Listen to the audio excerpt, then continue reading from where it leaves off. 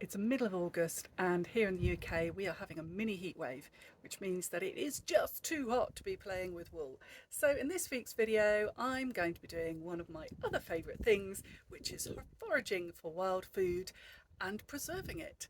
And in this video I'm going to be making a chutney out of wild plums and windfall apples. If you're new here, my name is Becca and I normally make videos about fibre arts, but today it's a bit different because, as I said, it's just too hot to play with wool. Enjoy the video. Now we're up above Fishguard Bay and it's a slightly foggy, murky day. We've had a bit of showery rain. It's now dry and we're just on one of the footpaths. When I say we, that's me and my little dog Millie. And I have shown you this footpath before, and the last time we came up here I was talking about the different dye plants you can gather just out on your regular walk. And one of the things I do is I try and take a note of where there are plants that I might want to use. So we've got a sloe or blackthorn there, and there are in fact no berries on it. And I like to make sloe gin, but there's nothing on there. So we've got brambles coming. There's a sloe back there. A little bit early for them, probably September. But I just make a mental note of where all these bushes are, so when the time comes, I can come back and harvest them. But what I'm really looking for is the wild plums, and they're not on this particular walk. So when we've finished here, I'm going to pop down the hill and see if my wild plum bush, it's not mine at all. It belongs to everyone because it's on common land. Anyway, let's carry on with the walk and I'll see you in a bit. Hey Millie, what have you found? What have you found? What is it? What is it? Hey, what have you found? Other than a tangle?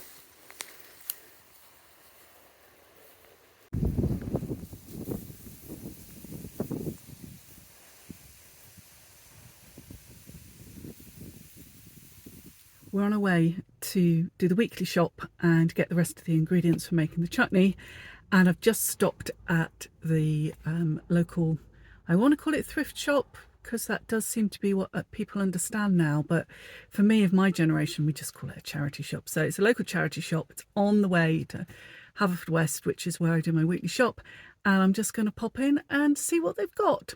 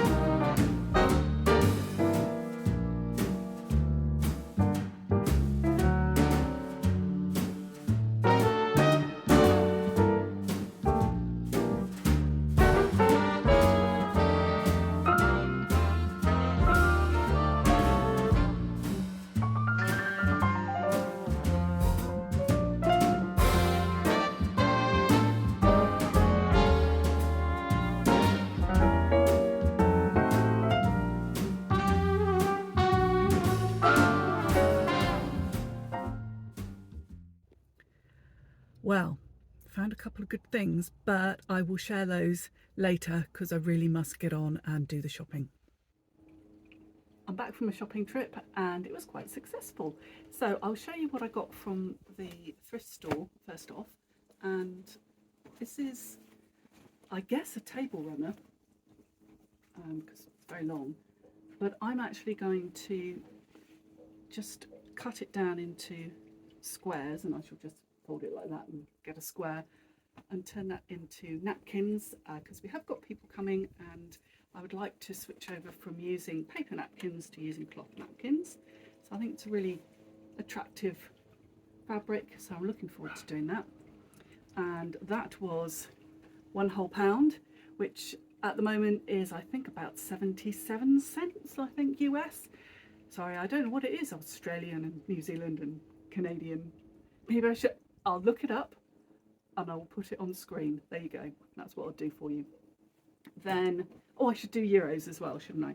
And then this is kind of groovy. This is a piece of fabric with a dress pattern printed on it. And you cut it out and sew it up. And that was £2. So do the math. Not very much. So both of those are sewing projects, which I am looking forward to doing. I have really been getting back into dressmaking and sewing. I just haven't done for years, so I'm looking forward to those two projects, and you know, at some point I will share those on the channel. Then the other thing I was shopping for was ingredients, excuse me, for my chutney. So this is my trusted preserving book, and as with most of my books, it was published in the 90s, so it's 1991, and I shall be vaguely following Damson Chuckney. So here are my wild plums or damsons. Then I've got some windfalls that I'm going to use. Then vinegar, dates, lovely brown sugar, onions, raisins, then allspice. It actually calls for allspice powder. I've got allspice berries, so I shall just pound those in the pestle and mortar, and I will have powder and ginger powder. So I've got all my ingredients. Next job, sort out the jars. Well, I ran out of time yesterday, so it is Operation Chuckney day 2, and I'm going to go and ferret among the spiders in the shed and find the jars. So I'll be back in a moment. So in amongst the lawnmower and extra beehives down there are the jars. So I'm going to have to retrieve them and pick out ones that are suitable for chutney. I do have the lids, but they're inside. So I don't think I can film this bit because there's so much jammed in here that I'm going to have to sort of, don't know, well, I don't quite know what I'm going to do. Anyway, I'm definitely not going to film it. So these got left out in the rain, which is why there's water in them. But I think that sort of size is what I'm looking for chutney. So I'm sure I've got enough in here to sort out the amount of chutney I'm making.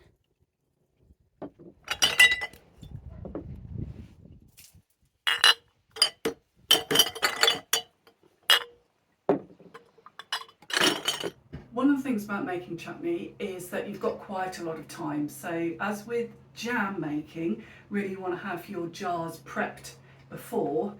With chutney making, you don't have to be absolutely 100% ready to kind of go, because your chutney is going to simmer on top of the stove for quite a long time. So my jars are just soaking, because a few of the jars still had labels on, so they're soaking. And once I'm pointed out, I'm hoping you can see I've got all my bits and pieces kind of organised, because we're going to chat and work. Well, I'm going to work and chat to you. So my jars are soaking at the moment, and I will sterilise them when they're clean. So I'll let them soak, get the labels off, give them a good clean, then sterilise them by pouring boiling water into them, turning the boiling water out without scalding myself or burning myself, then upside down on a rack in the oven at about 90 degrees centigrade. Sorry, I don't know what that is in Fahrenheit. I will try and find it in Fahrenheit and put it. In fact, I'm sure I can pound it in Fahrenheit, and I'll put it on the screen. Yeah, and they just then they're sterilised, and you can go from there. But you can do all that while your chutney is doing its simmering thing. So my next stage is actually prep. So I've got my wild plums or damsons, and I can't decide whether people across the globe would know them as damsons or wild plums. So I sort of said wild plums. Also, you'll hear people call them damsons. It's really warm today, so I am perspiring somewhat, and I've come to work in the conservatory rather than the kitchen because it means that Andrew can have the front door wide open and without letting all the waspies in, because if I try and do this prep in the kitchen, I think I'll just attract a load of wasps. As in the conservatory, I've got screen doors, so I can shut the door to the rest of the house and have the screen door across and hopefully be wasp free, because they are kind of a little crazy at this time of the year. But it does mean I'm a little warm, so I'm probably glowing somewhat. I think that's the polite way of putting it, isn't it? Yes, I am perspiring or glowing. Anyway, I thought I would just do some prep, and I'm taking the stones out with my trusty carbon steel knife. But how successful this is going to be, I don't know, because not all of them are ripe. Yes, I'm going to have to kind of do that, I think. Anyway, so I thought I would do some prep and chat to you. And I've been trying to think of a title for this video, and I've been thinking about, so farm life without the farm, or humble living. I don't want to use slow living because I think it's a really overused term, and I don't know that people really know what it means. I'm not sure I know what it means. I think on Instagram it means you sort of wear a floaty dress, and I don't really know what you do for a living, but you're an Instagram influencer, I think, for a living. Anyway, I'm being slightly cynical. So these stones are being an absolute devil to get out, which I did think they might be. So this is going to take me quite a long time. So potentially we're going to have quite a long chat. But before I carry on, I'm just going to check that I'm actually in shot, because I realised that I set this up. I actually don't know if I'm in shot or not. So hang on a moment. Right, I am in shot, which is good. I'm slightly struggling to get the flesh off these stones, and it is going to take quite a long time. So I don't think I will talk for the whole process, otherwise we could be here for an hour. And although you have said that you like the longer videos, really, me stoning plums and chatting away here for an hour, yeah, I'm not sure that makes very entertaining watching, really. Anywho, okay, so what do I want to talk about? A couple of things, really. So, chutney. Do you make chutney? I have a notion that chutney in the UK has its roots in Indian cuisine, because chutney is a mixture of fruit, sugar and vinegar, and it is the sugar and vinegar that preserves it. Now, in lots of cultures you have a lactose fermentation process of pickling. We also have what I've heard called fridge pickling, so basically in vinegar. And in the UK we tend to pickle with vinegar and sugar, or vinegar, sugar and salt, rather than lactose fermentation. We tend not to can. We did, and we used to call it bottling, and it was very popular really up until I guess the 1960s. I mean, wartime, Second World War was probably at its height, but it fell out of popularity, as many things did. You know, more women were working, so they weren't at home making pickles and chutneys and bottling fruit. Refrigeration came along. People got very scared because of botulism and not canning properly, and not, I mean, I'm calling it canning. I mean, really, that is definitely a term that's used in America. That we know it now, and again, that is YouTube kind of influencing the language. But generally, it is not something people do a lot. I think pandemic made people kind of get back into lots of things, with sourdough, making jam, making cakes, because they were at home, had a bit more time. But I think a lot of people don't really make chutney. I would be interested to know if you know the origins of it. As I said, I'm pretty sure that it is a kind of something that's, oh, I just got plum juice in my eye. Something that's come into the, oh yeah, that's not good. So something that's come into the language because of Indian chutneys. Now, Indian chutneys are quite different from a British chutney, but as with lots of cuisines that the British have sort of taken to heart, is they see something, they like it, and they try to replicate it with what's available to them at home, which obviously is going to be very different to the foods that are available to someone living in India, just because of our climate is totally different, she says, nearly passing out from heat exhaustion. We have like 3 days a year where it's this hot. Most of the time it's just drizzling and not that warm. So yeah, so we don't have air conditioning in our houses because we don't really need it.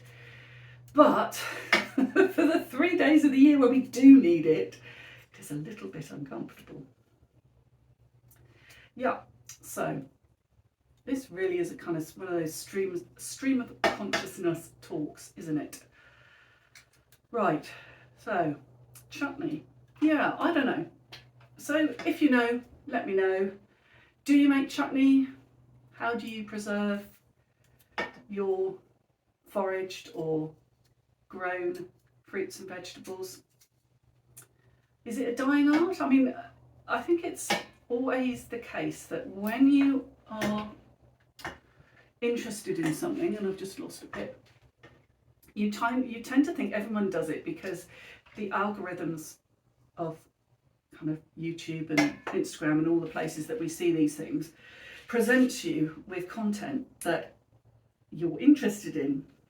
So you have the tendency to think that everybody in the world is making jam and chutney and canning and preserving and drying, and they're not really. They're watching celebrity culture and shopping in online shops in China where you can buy a brand new frock for a tenner.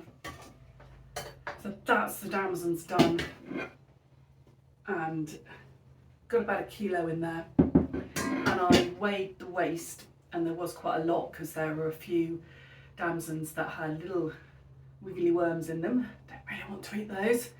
Only one thing worse than finding a worm in your damson is finding half a worm in your damson. So next thing, onions.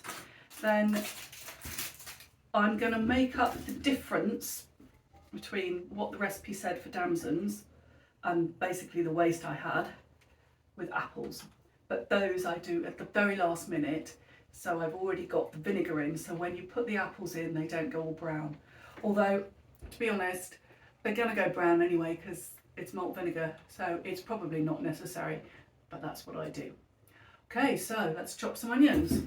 Now this is a much quicker process, and I'd love to say that these were onions from the garden, but as you know, if you have watched any of my videos in the last few months, the slugs ate all the onions, and I did them from seed, and the little seedlings were planted out, and literally overnight the slugs ate them all. And so I think next year I'm going to use, what are they called? Sets, onion sets. And I might even do some Japanese onion sets in the autumn so that we actually avoid the slug infestation that we get sort of, well, from June onwards really, sort of late May into June, just slugs everywhere. So I have been thinking that I'm going to have to change the introduction to this video, because normally I sort of say something like, hello, I'm Becca and I'm a hand knitter, spinner hand knitter and newbie weaver, or something. I say something like that, a version of that. Don't think there's going to be a lot of fibre arts or knitting or spinning in this one. This is all about just sort of harvesting wild fruit and making chutney.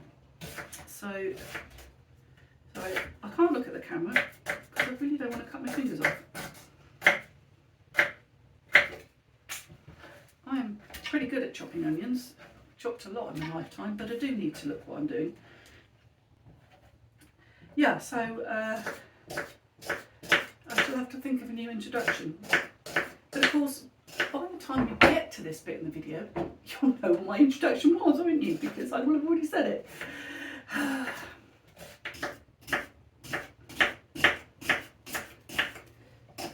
So, there you go, that's the onions chopped. And next is the dates and the spices. But you don't need to see that. So, I'll come back to you when it's all in the big pot. The chopping is now done, and in our pan of beautiful brown loveliness we have damsons, windfall apples, onions, dark brown sugar, malt vinegar, salt, ginger, and when I've put them in the pestle and mortar and ground them up, allspice berries, but it'll be allspice powder. So now, next thing, on the stove for a bit of a simmer, and I'll come back to you when we're at that point. So we've come to get out of the heat. We've come down into the valley and we're in the woods, and you can probably hear the stream behind us. And I've got a couple of things I want to do here. Cool down for one thing, and also I want to go and check on the state of one of the escapee apple trees. So when I mean escapee, I mean it obviously was a garden escapee, whether it's grown from a pip that somebody discarded as an apple core, or whether it just was in a garden once and the garden has now become part of the woodland. I'm not sure, but it's up here, and I'll turn you around and we'll go and have a look at it, see how it's doing. I think it might be a bit waspy, even this time of the day. I think it's going to be a bit waspy. But anyway, we'll see what it's looking like.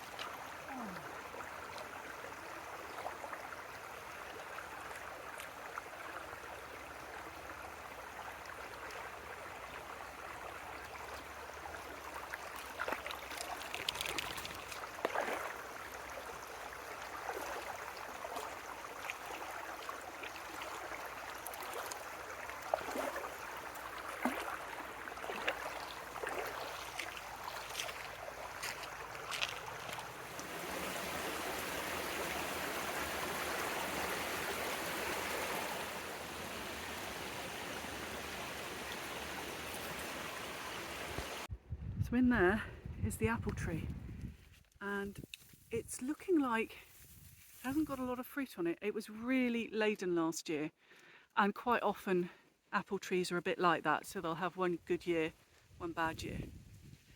But I can already see wasps, so I'm not going in there, even though it's quite breezy and you'd think wasps would be blown away. No, but Millie's gone in there, so I'm now going to have to go and call her in. Come on! Away from the waspies, come on. You'll have to excuse the sunshine, and we are walking amongst the very tall bracken. I'm always quite excited when I see bracken. It's great stuff. It is poisonous to livestock. However, if you cut it and dry it, you can use it as a bedding, which, I mean, it's really not used as a bedding very much at all these days, if at all, I would say. But back in the mid-80s, we had a friend, I say we, the family had a friend who had a small farm on top of the Mendips, and she used to cut the bracken to bed down her calves and her ponies. And as long as it's dry then it's not poisonous. If it isn't dry, it is poisonous. So maybe that's why people don't really want to put their horses on it. But certainly she did and never had a problem. And it is one of the things it did get used for. We can get a dye from it as well. I mean, a lot of plants, if they've got a really strong smell, quite often they will produce a really good dye. But just because it is poisonous, I don't like to use it in my kitchen. So that's why I don't dye with it. But if I finally get my little kind of dye studio set up that's not in the kitchen, then I certainly would experiment with it. But oh, it's still warm. I'm going to go back to the house, and I'm probably going to wait until the sun's a little bit lower before I start cooking that chutney. It's got a cloth over it. It's going to be absolutely fine. That vinegar is going to really just be doing its job and breaking down the kind of cellulose structure of all those vegetables. Well, not vegetables, are they? Some vegetables and fruit, and making it soft. So, it's fine until we get there, and then we're going to cook it out for a couple of hours. But I really want it to be a bit cooler before I do that. So, without further ado, and by the magic of editing, we'll go back to the house.